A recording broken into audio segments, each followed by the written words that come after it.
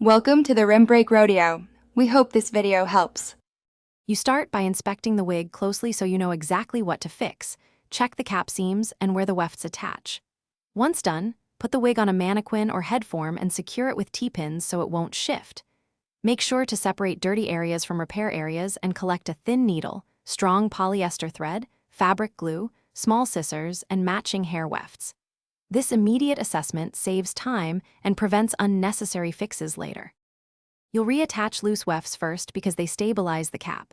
Thread the needle with a double strand and use tight small backstitches about 0.5 cm apart to mimic factory stitching.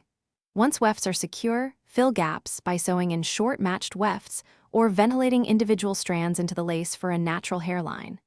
Make sure to reinforce the inside cap with fabric tape or a zigzag stitch along stress points to prevent repeat damage. And trim excess, finish by repairing the lace and refining the look. Apply a thin line of tack adhesive to torn lace edges, press gently for 30 to 60 seconds, and trim any excess with sharp scissors for a clean hairline. Once secure, blend the lace with powder or foundation and style the wig. Use low heat settings if it's heat safe. If you see fraying later, stop and add a small fabric patch under the lace or reventilate the hairline in that area. This tip prevents repeated tearing. Thanks for watching. Consider subscribing if we helped you.